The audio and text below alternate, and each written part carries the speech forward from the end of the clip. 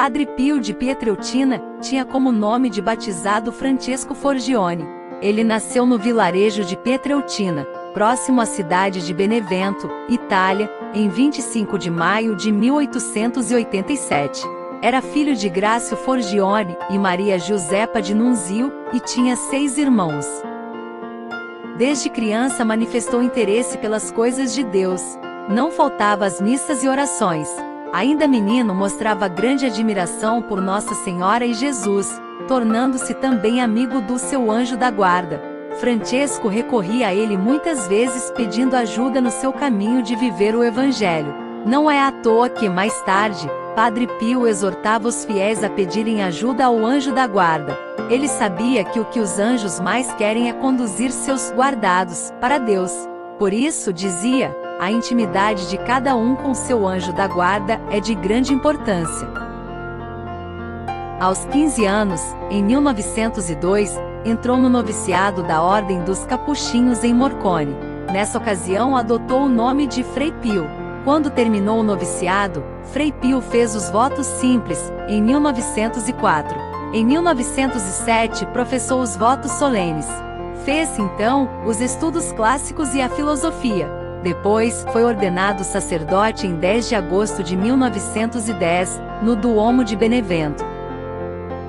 Em 1916, Padre Pio foi para o convento de San Giovanni Rotondo, onde viveu toda a sua vida. Ele tinha grande compaixão pelo sofrimento das pessoas. Por isso, logo percebeu que sua missão sacerdotal era a de acolher em si o sofrimento do povo, como uma espécie de catalisador. A confirmação disso foram os estigmas de Cristo que Padre Pio recebeu em seu próprio corpo, e que duraram mais de 50 anos. Parece que através do Padre Pio, Deus queria aliviar o sofrimento do seu povo.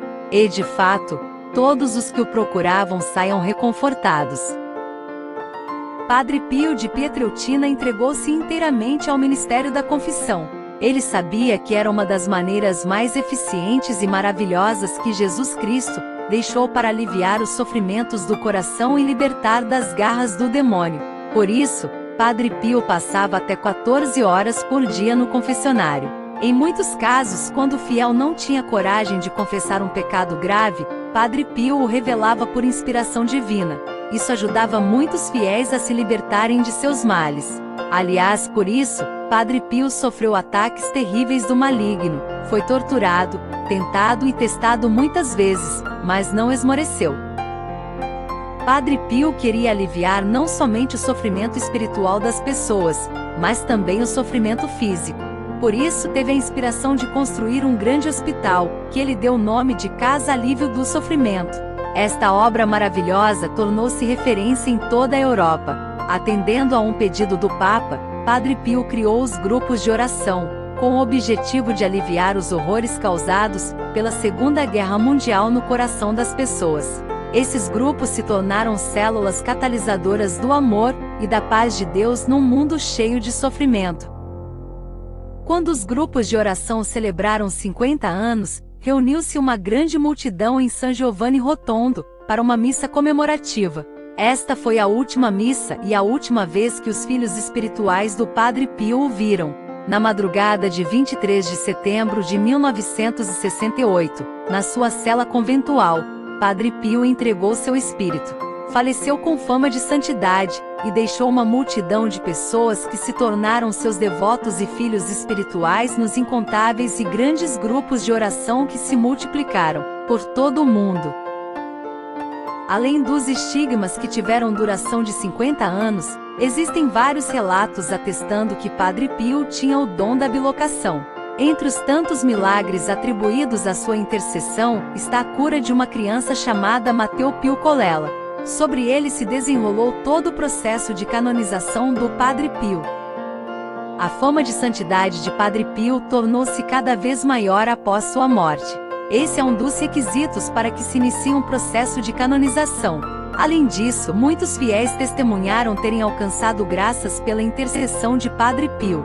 Por isso, o processo de canonização do Padre Pio começou em 1982. Padre Pio foi beatificado em 2 de maio de 1999 e canonizado em 16 de junho de 2002.